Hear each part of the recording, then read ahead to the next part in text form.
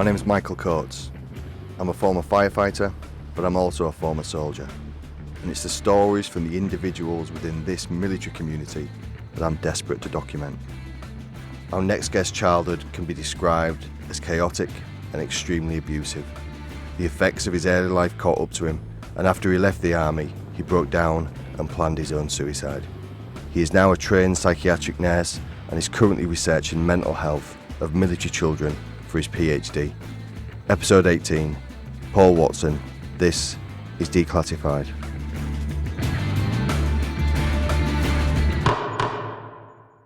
If I kind of just said, what was childhood to you?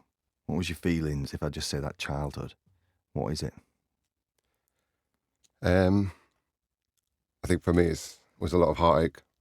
Don't get me wrong, it wasn't all heartache, but a lot of what I remember, especially probably before I was 10, 11, was hard work. 1979, he was born in Manchester. We're going to be vague with it, but we're going to, overview quite a lot of this, but someone in your life was very abusive towards you, a lot of violent abuse in early childhood, going right the way up. Was it daily? Not daily, but, it was the majority of the week if we worked in week terms. 3, 4, 5 times a week. What age did it start? Probably around about, my brother was born when I was 6, so probably 4, 5. Yeah. Okay. And what was it? Slapping, punching? What was the actual extent of the... A lot of it was emotional abuse, Okay.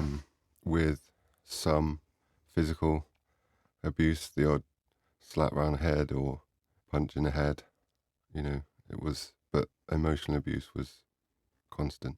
In what way? Just bullying, belittling. It was just a real struggle. My mum and dad divorced when I was a lot younger, so I'd had some form of separation anyway, and loss of family by moving around. So to not have that support when a person is, emotionally abusing you is quite tough. There was an incident that when we spoke that really shocked me, and that was, what was it called? Is it Snake Pass? Is that right? Yeah. I couldn't believe it. It was, I was hung over the edge. I was asleep, and I was hung over the edge of Snake Pass as a very small child. What is Snake Pass?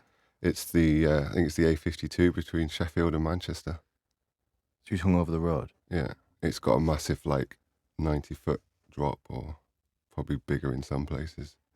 I just found that really shocking because of my children are the same age as what you'd have been then. It's almost, even now thinking about having someone do that to them, I just can't. Do you ever... We'll get onto that later on, but it's really it's upsetting that was going on. And so you said a second ago your brother was born in 1985, so you'd have been 6. Yeah. Things changed then. Yeah. It became quite difficult. I was kind of cast aside, or what I thought at that time I was cast aside. And basically the emotional abuse remained pretty constant, but I think the physical abuse increased. So that was one example a second ago, being hung over, but what, like punching? Yeah. I remember one time I'd been grounded for something. I don't know, I don't ground my kids, but I'd been grounded at about 6 or 7, and I got released from being grounded. Went and did something. I think it was, I licked some icing off a cake and was sent back to my room, and it was like proper isolation. Being grounded to your room, not like grounded within the house, or, not allowed to go on a computer. It was go in your room and spend time in there. And I mean, even just from the outset, that can seem like a minor thing, really, as in even the actual punishment of it, a minor thing. But actually, to a child who's had years and years of it, and who just wants to be, hopefully I'm not speaking for you, but just kind of loved and looked after and feel safe and secure, which every child should, Yeah. Regardless of people around them. It can really play or really impact a child's mental well-being as well, and moving forward. And when your brother was born, 1986, you started looking after him a lot more. He was 7, he was 1. Yeah. Talk about that. So there's a lot of things going on in terms of the people within my life. Yeah. My mum was working a lot. So, not that I took full responsibility for him, but, I would change him, look after him, feed him. It's probably normal what a sibling or an older sibling would do. But I think when you live in a kind of toxic environment and, your mum's under a lot of emotional distress, I think I kind of thought I need to kind of step in and help out. Not that she ever asked me to, but that's, Because your mum was out working so many different jobs and she was out the house a lot. Yeah. So what you'd be doing, like changing nappies and cooking food? Well, I cook for myself and then do his bottle and do his food, but that kind of increased later on in life. It wasn't so much. I wasn't doing that much for him, at that age. I think when he kind of grew up a little bit, I was doing a lot more. So was you a young carer then, age 7? Would it be classed as that? Yeah. Because you was caring for someone. Yeah. I was, when you define being a carer, it's doing above and beyond what is expected of your age. It's not to say that you don't have chores or you can't look after your brother or feed him or whatever, but, as a 7-year-old, what would you expect a 7-year-old to do at that age? For me, if they clean their room, great. That was the chore that they would do, my children. But to have a lot of emotional responsibility in terms of supporting, my mum through what she went through. Yeah. I think that was a huge impact on my, growing up. Just because it's a sensitive subject, and if you aren't, let's just say, because that carer thing and feeding and dressing and all this, and I don't want to put your mum in a bad light either, because she was, if you look at the Maslow's pyramid of needs, she was at the bottom, really surviving and really trying to do what's best for you, and I'm not taking that away from her. But if you hadn't have been there, would your brother have suffered? As in, like, from your day-to-day caring, if that's what... Yeah. Who would have done it? I don't know. Yeah. The other people within our lives didn't have that ability because of their ongoing,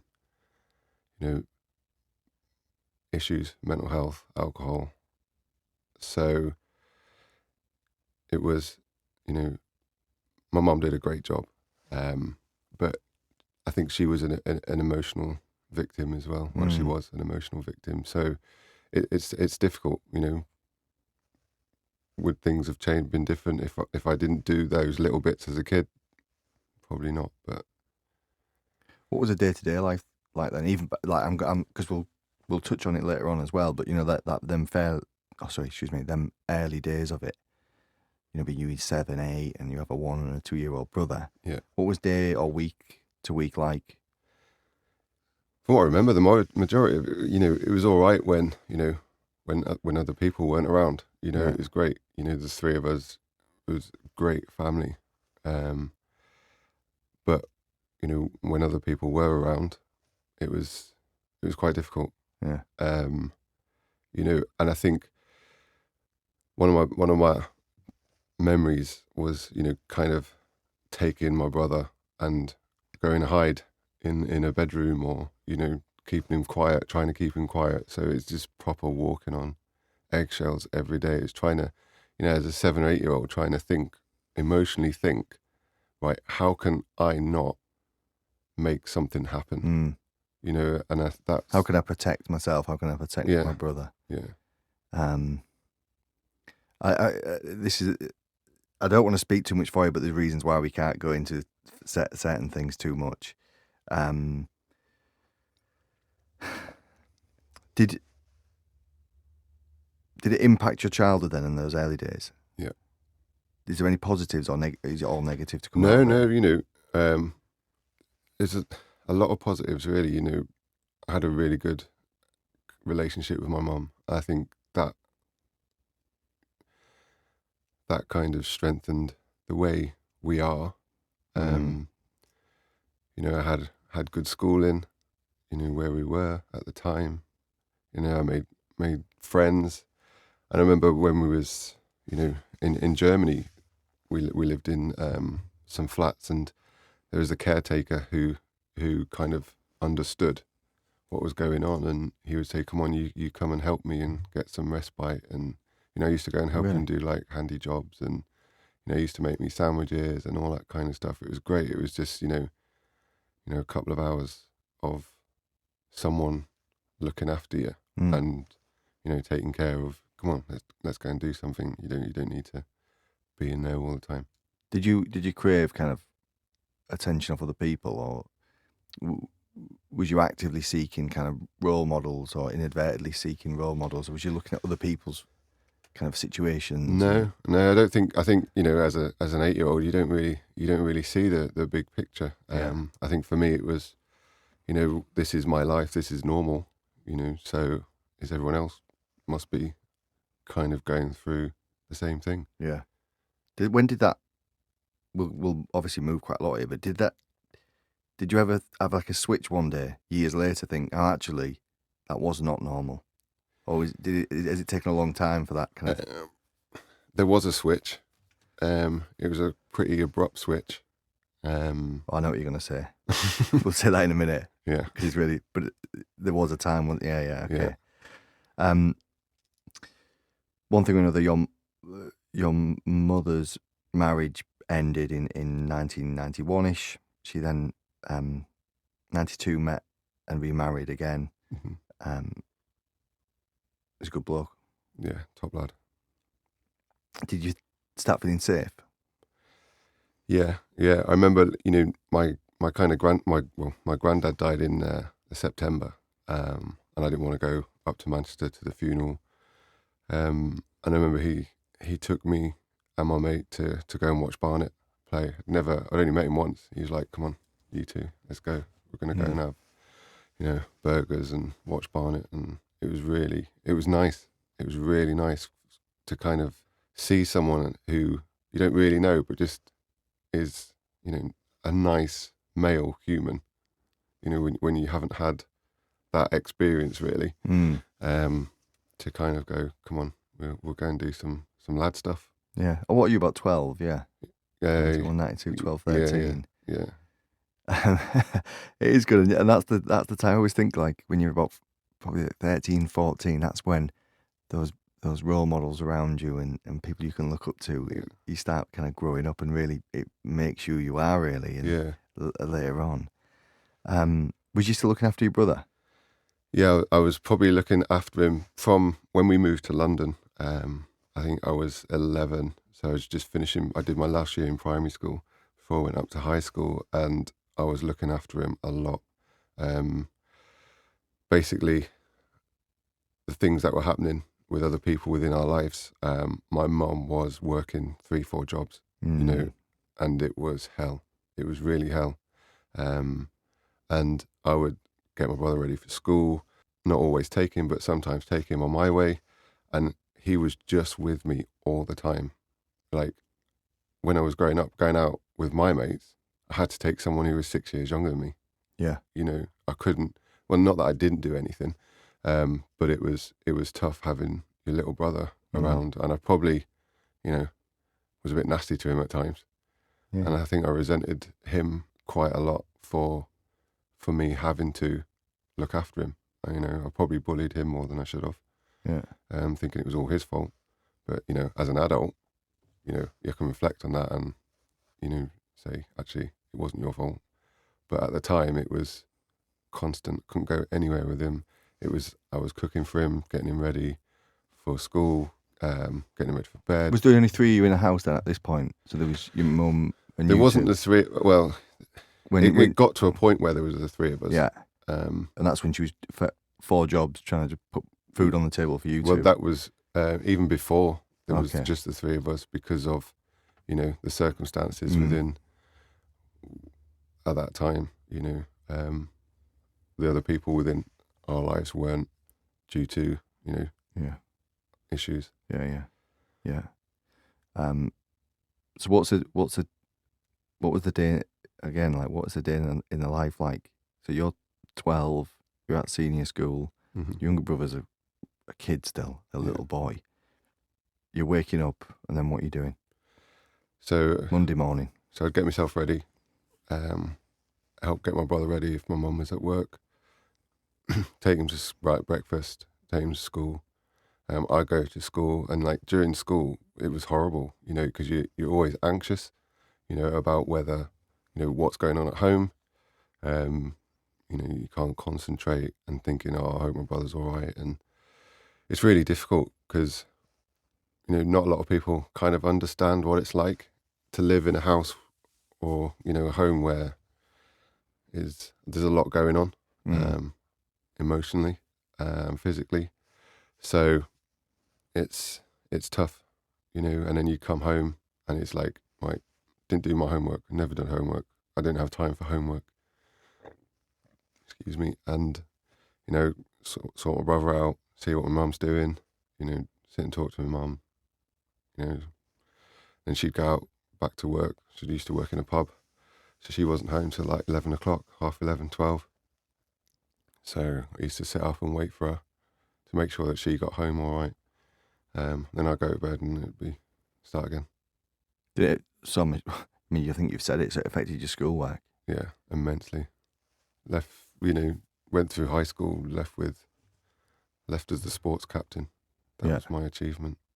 Yeah. I got a C in music and art. That was it. Nothing else. 96 now. You joined the army. You joined the Royal Logistic Corps. Why did you join? I wanted to play football as a kid, and it never happened. And my mum was like, just go get a job. So I got on the tube, went to Leicester Square. I went to Charing Cross careers office, and that was it. Well, first time I went, I filled in all these forms. They said, oh, you've got asthma or anything, wheezing. I was like, oh, I do wheeze a bit because I used to have like panic attacks when I was a kid. Yeah. So he said, oh, you can't join. I was like, oh, God. And I was going to join the REMI. So I went back a week later, filled in the forms. No wheezing. No wheezing, cured. And then I said, I need to get in as quickly as possible. I need to get away. I need to escape. And they said, right, we've got two jobs. You can either be a supply controller or a supply specialist. And I was like, what are they like? He said, one stacks the shelves and one orders them. I said, right, just sign me up. I'll do any. That was it. I was gone. Yeah. So I think it was a month turnaround. You could have got a job at, I don't know, Tesco's. Tesco's. Yeah. Why did you join the army though? Because there's a difference. Your mum telling you go and get a job, which Yeah. I understand. Low income family. I had to go get a job as soon as I left. In between that and joining the army, I was in Asda stacking shelves. Yeah. But I always wanted to join the army to almost get away and to make some of myself. But why did you join the army? For me, it's a comfort blanket. Whenever, even now, and I know we're going to go into it in a bit, but even now when I get low, my wife's like, you're not going in the army. Because I grew up as a military child. Mm. So it's what I knew. I knew how the army worked. I knew, what was expected of me. And it was easy. I didn't have to think. Yeah. So the military, I think it's a good place to go and get a grounding and to be supported. When you haven't been supported throughout your life, it's a good grounding place. And like I say, it was a comfort blanket because I knew how it worked, so I didn't have to It was easy. It was obvious for you yeah, to go join, get away from it all. get away and just join a conveyor belt for me Yeah. of just tell me what to do. I don't have to think. Yeah. You know. Did you when you was away, did you still think, because it was a different situation as well, like with your mum and your brother? Did you have still have responsibility for them, or was it just like, my only responsibility now is me? Yeah, because at the time, obviously my mum was, you know, in a really good place with the person that she was with. You know, he absolutely adored my brother, so it was just me. You know, Yeah. I went to Purbright, and all I thought about was me. Mm. And you know, my mum would send me, you know, like shoe boxes just full of crap. Yeah. You know, boot polish and everything. I used to sell it. Yeah. I mean, when you're looking after your brother and your mum, and then you're looking after yourself, it's you can, you know, It's a luxury. raise other opportunities. And did you enjoy it? Time in, did 6 years. Yeah, I did. I think, you know, I loved basic training, and I didn't. Well, phase 2 training was a bit of a wash, to be honest. But I went to a really good regiment. Met some great people. Some, you know, still in contact with now, and you know, go and see them. And then I kind of thought, you know, I'm ready for settling down. But kind of what made me leave was because of my childhood experience. I wanted to settle down out the army. So we joined. You started almost thriving, because you went to Bosnia and Kosovo as well. Yeah. 6 years in, and because of the impact of your childhood, you saw what? Go on. Well, I would like to say I wanted a wife. Well, you know, I didn't just go out and just pick one off the street, like, you know, but I wanted a family, you know, and for me personally, I didn't want to raise a family in the military. I didn't want my kids moving around. I didn't want my wife to be alone for however long, because I've lived that experience, and not to say that my kids would go through exactly the same experience, but I found it tough, and I don't think I personally could have left them. You know, being in the military, I couldn't have left them and gone here, there and everywhere, because, you know, I didn't have the mental strength to do that. You know, so the army was great. It gave me, you know, it actually gave me some balls, basically, to stand up and be a man. But I wanted a family. And your childhood, and I'm doing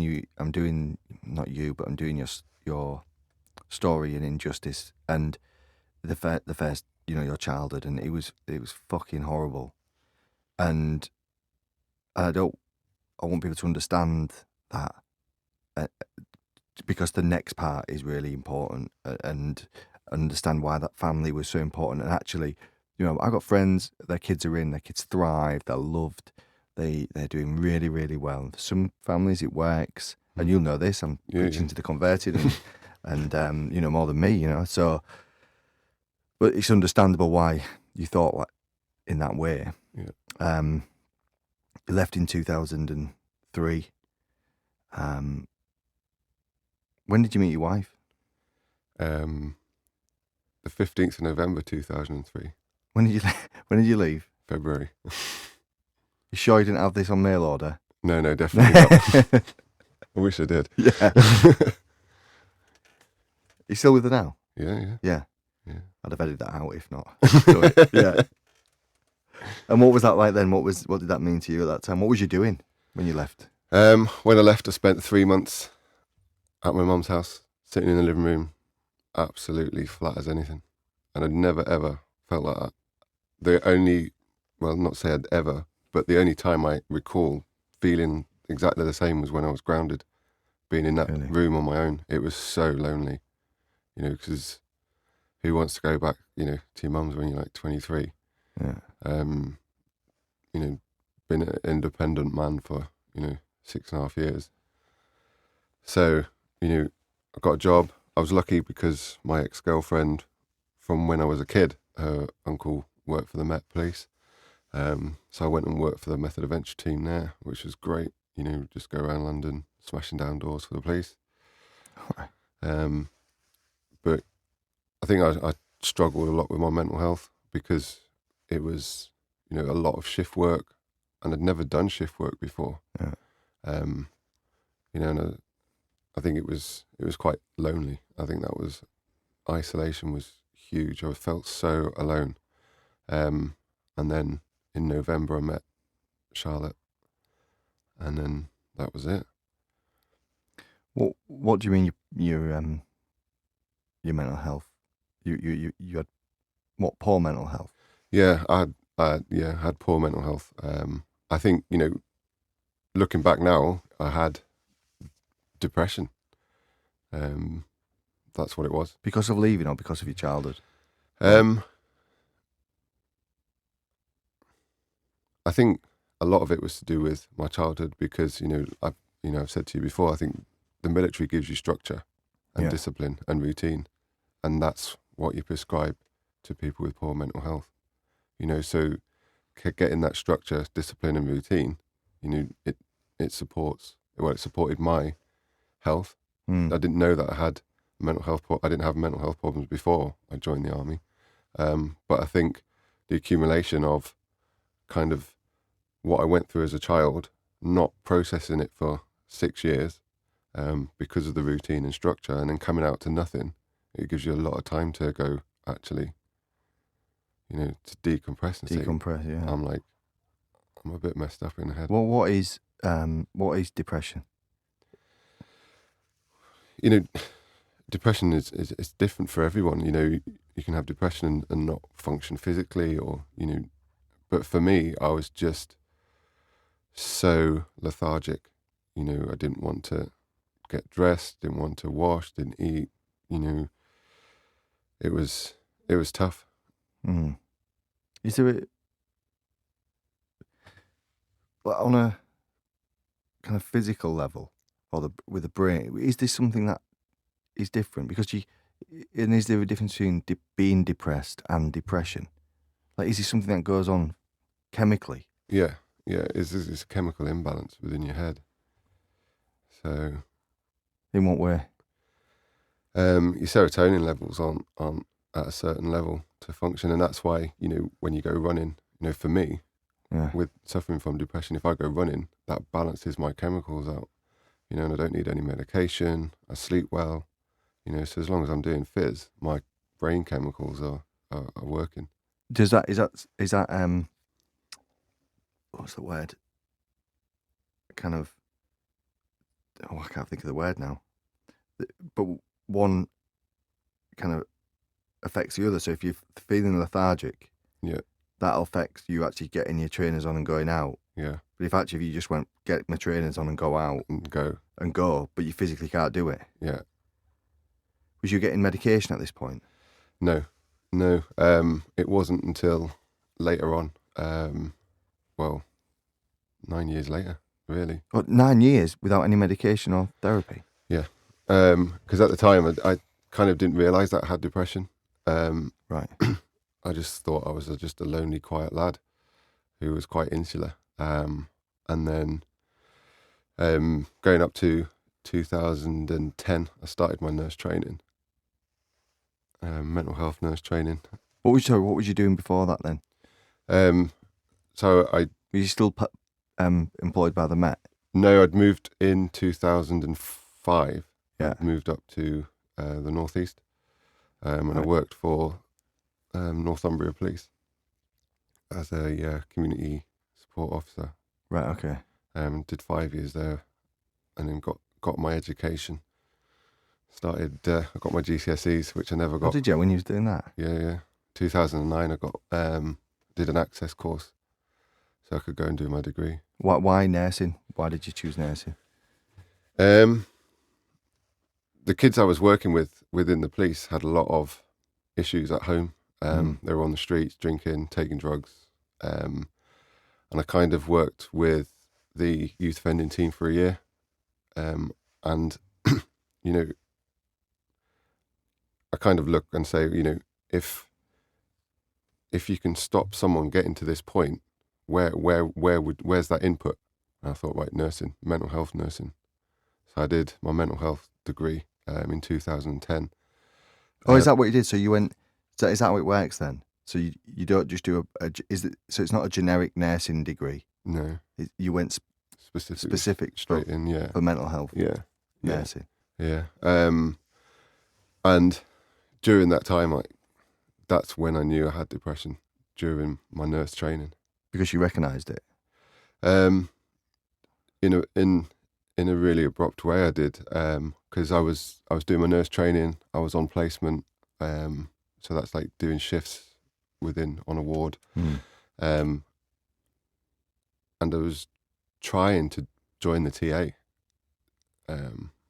201 Field Hospital, and I'd been away, and it was the weekend that Gary Speed died, and I went away. And our dog had just died as well that Friday. So I was a bit whether to go away for the weekend because my wife was, in bits. And I was really tired. And I remember coming back, I'd had a tough placement before I went away for the weekend, and I'd come back and I was absolutely shattered. And I remember my wife just asked me a question and I just ripped her head off. And I was just like, and my mum was there as well, and I'd never, ever done it before. What, screamed over? Did you get violent? I didn't. Threatening? Yeah, threatened to knock her head off her shoulders if she didn't shut up. And then she just burst into tears, and my mum just went upstairs. She was crying, and I was just like, what was that? That's not me. And my father-in-law took me to a Newcastle match after the Gary Speed, suicide. And the crowd were just obviously just clapping, and I just remember standing there crying. Absolutely, tears just rolling down my eyes. And I said, right, went to the doctors the next day. And I'd planned suicide. What, before that? Before the incident with your wife? Yeah. Leading up to that. Was the training having a negative? The degree training, is that what you call it? Yeah. Yeah. Was that having a negative? Yeah, well, I found it tough. Not having an education, not being able to write, or the way you're meant to write. Yeah. I was struggling with that. We had a few financial issues. I was struggling with that. And I think I was doing too much, with placement, with, trying to be in the TA. And I think that was one of the signs. Why would I want to be in the army? Again, that's a comfort blanket. If things are going wrong, I want to join back up. My wife laughs now and says, "Oh, you're too old now, so you can't do it anymore." But yeah, and I kind of got hold of a friend who probably, the phone call she made probably saved my life. She made a phone call talking two minds, and within I think that was on the Friday, and by Monday I was in Manchester. Why did it save? What do you mean it saved your life? How? Because I'd planned everything. Oh, right, okay. And so the planning of the suicide started before threatening your wife, but then it went straight through. Straight through, yeah. So it was still there on your mind. Yeah. Is that why you cried at the football game? Yeah. Because you knew you were going to do it. Yeah. What did talking to minds do? I don't know what they did, but the way that their service and their practitioners worked, it really, really just changed the way I was thinking.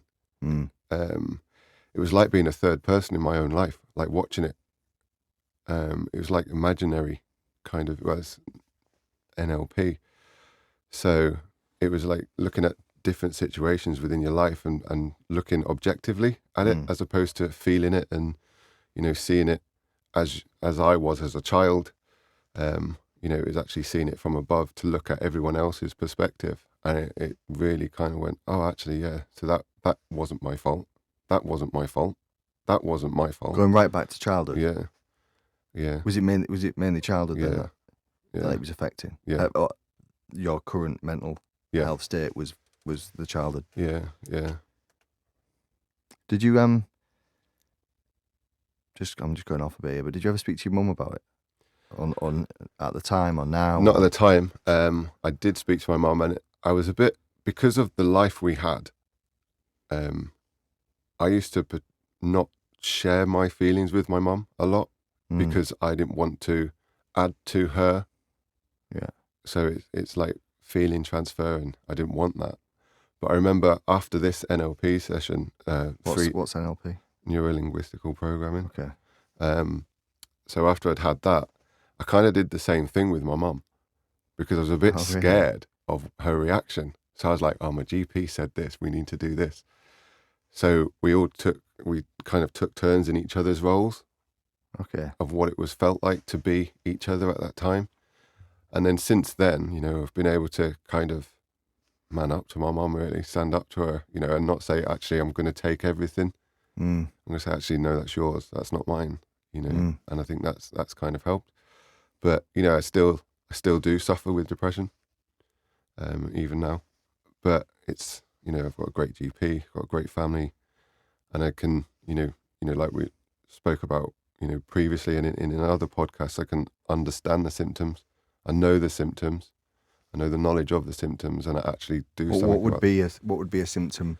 Let's say tomorrow, would it trigger in a day, in a night? Would you wake up like it? Does it take weeks to come on? Yeah. So basically, a lot of the time, well, 6 months ago, I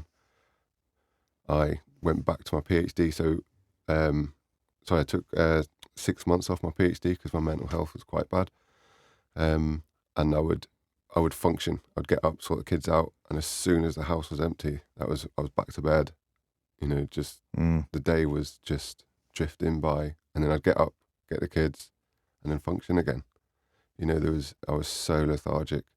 And then I got a job just nursing, and I think that kind of helped because I was interacting with people. And then I'd go and see the doctor, get some meds, and then go from there. Do you ever get suicidal again to that point? You never got down to there again? No, there's fleeting thoughts of suicide.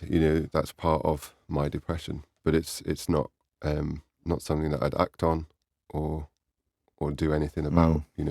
I've got a woods at the back of my house, and I take the dogs up there all the time, and you think, I could hang from this tree, but it's not. It's a fleeting thought. It's not anything pertinent that's going to stay there. Yeah, it's not. What's the word? Like a logical, planned approach or anything like that. No. 2013, did you qualify as a psychiatric nurse then, or did you start training? Yeah, I finished. I got my degree, and I stayed on at university, but I went to Teesside University to do my specialist community public health course in school nursing, which was probably the hardest thing I've ever done. And I'm teaching it now, but it is so hard. It's pretty much a master's in 9 months, as well as practicing as a nurse. Okay. It's hard, really hard. Was that all right then to deal with?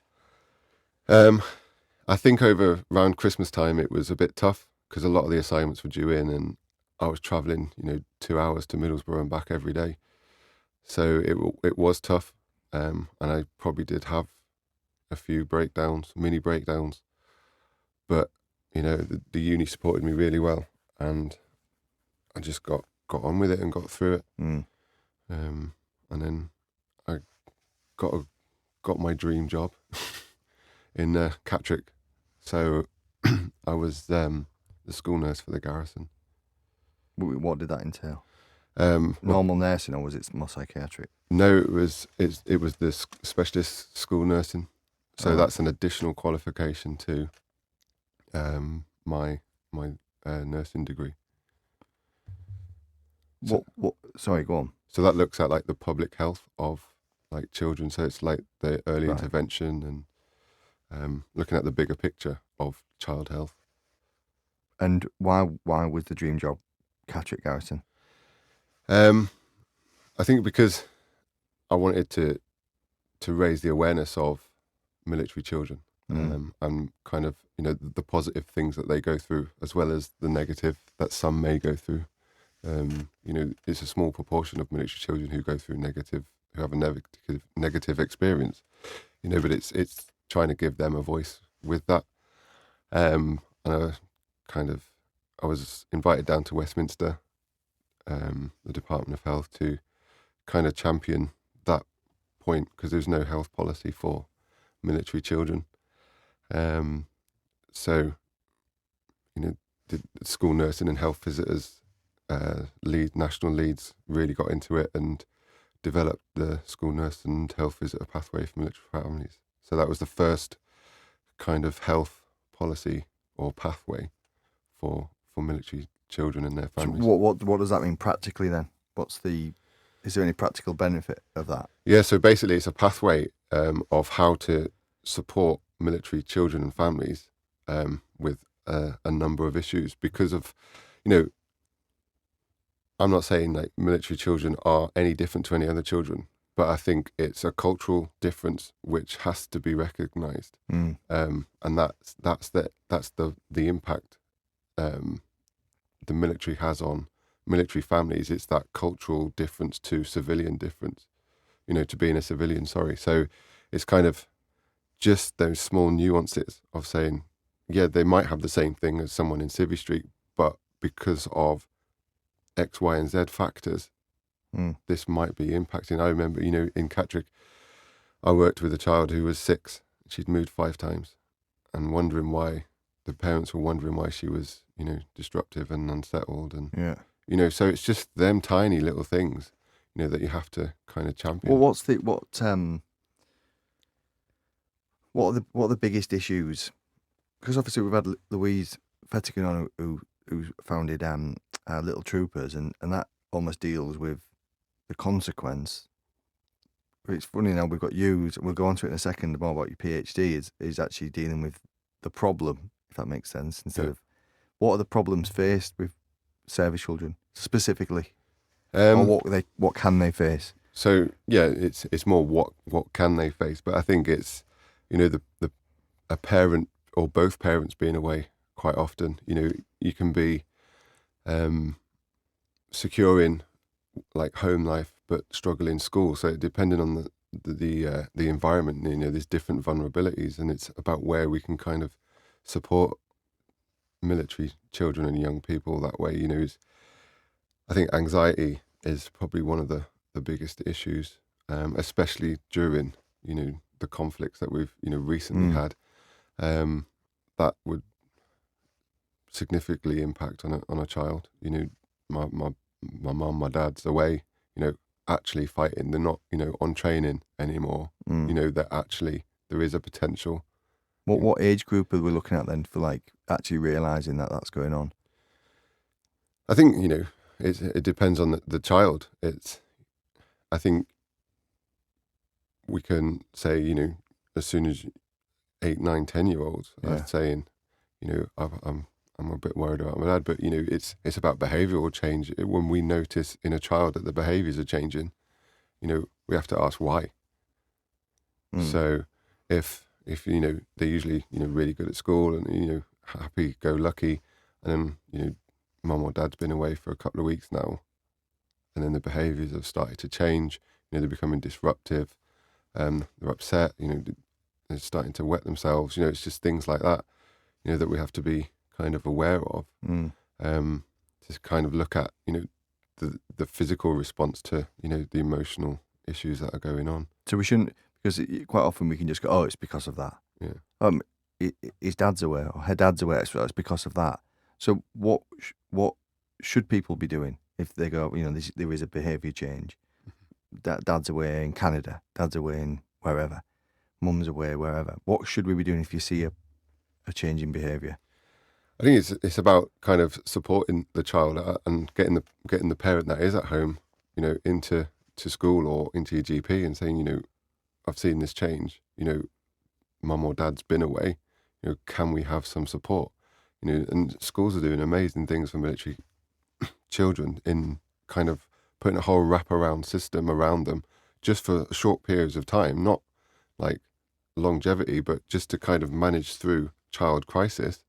And then supporting the other end. And I think that's kind of what is needed. It's that, right, we just wrap around you for this short period of crisis to give you some security and help you develop and build some growth and resilience within yourself and security, your emotional security, and then just leave them to get on. It's not a case of, you need support for however many months. It might be a couple of weeks. Children are so robust. You might not need a whole, social services or anything like that. It might just be one person can go, come on, I'll hold your hand through this. Well, like a football coach or a teacher anyone, or a relative, yeah. Just a bit of additional support. Yeah. Your background, your childhood, is that giving you more understanding and empathy and more, not credibility, but more drive maybe to make what you're doing now happen? Like, can you function better doing your job now because of your background? Yeah, absolutely. With regards to my PhD is in young carers of veterans with mental health problems. I've lived that. So, this is full circle. This is trying to raise, awareness that we have been in, long conflicts, and there is, an increase in, military and veteran mental health. So if there's an increase in that, then is there an increase in, children and young people providing some form of care? Absolutely, there has to be. Right. Okay. So what is because the impact that, let's say, conflict has had on the parent, and let's say, for example, it's Iraq or Afghanistan, we're now looking at the impact it's having on the children and how they're caring for siblings or their parent who's got a mental health problem. Right. Okay. So what is the research you're doing?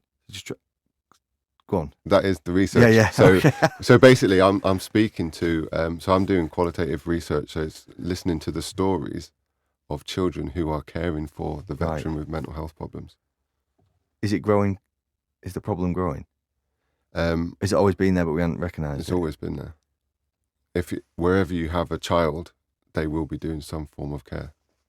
Can you give, without being specific to a child, being like general, like a make-believe answer, as you would, like what are the children facing? Because everything's different. It's not always like yours, for example, where there was an abusive problem, but let's say there's someone with PTSD or a mental health issue because of PTSD. Yeah. So I've just done, because my research is anonymous anyway, so I have just done an interview with a young carer, and their step parent was in Afghanistan, seen someone get shot, came back, drug abuse, alcohol abuse, physical and emotional abuse. It was kind of like listening to my own story, if I'm honest. And it was tough. It was tough for me, kind of listening to it, and then I've had to transcribe it, so I've had to keep listening to it. So that was a bit of a struggle, but I think what we're seeing anecdotally is kids are providing emotional support. They are walking on eggshells. They're prompting for medication. They're supporting parents going to different kind of organisations. What do you mean prompting? Sorry, mate. Prompting for medication. What do you mean? So, that you're telling the parent. Yeah. Okay. Sorry. You've got to take your tablets. They're doing paperwork for them. Filling in forms for different benefits, and and these are kids. How old? Sorry, I'm being really vague, but I'm just trying to get some. Because if someone, this is why we're having this conversation. But if someone can recognise this, So is it 6-year-olds doing this? Is it 15-year-olds doing spectrum. It? When I was school nursing, I supported a young carer who was 6, who was prompting parents to do their medication. And the young carer that I've just had an interview with, they're 14. So it is the full spectrum. The conversation you were just talking about a second ago. Yeah. Well, what do you do after that then? What do you do with that information? Does that just go into your research, or does it get used to do? Can you impact that person, or is it just totally anonymous? It's totally anonymous. Yeah. so it is part of my research, but as part of my PhD, I have to release papers as I'm research papers. So that story, because it's my first one, will be published. As a white paper kind of thing. Is that No, just as a research article, basically. But we are looking at how we support the voice of children within the military and the veteran sector. So their voices are heard. So it's not just about figures. It's about their narrative and their story. what is the long-term goal for this then? Your goal? You're the only one in the world doing it? The PhD on it? Pick yourself up. Oh yeah. Yeah. It's been a journey. I've kind of made some really good connections in the US with Texas University. They're going to supply me with some young carers in the US because it's not even being done there either. So yeah, this is the first one looking at the young carers within the veteran community.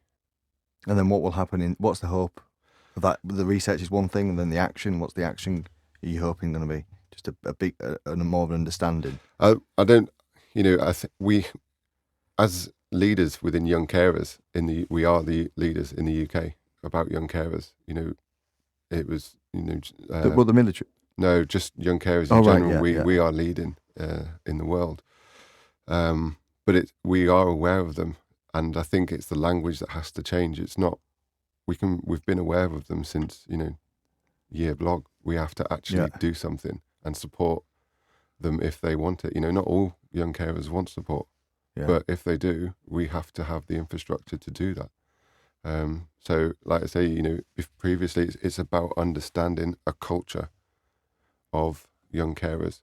It's not about understanding young carers generally, but we have to do that. But within the military, there's a different cultural set, and especially with the transition from the military and some people struggling with that, then, we have to understand the transition and the mental health that comes with, a veteran. Obviously not all veterans, but some veterans, and the impact that has on their family and their children. Hopefully this conversation will go on and on, on whatever platform. But right now you're doing, obviously, this research, and how can people get involved with that? So on my Twitter handle, I've got my... What's that? What's your Twitter handle? Mr. Paul Watson. Okay, I'll stick it on as well. Yeah, champion.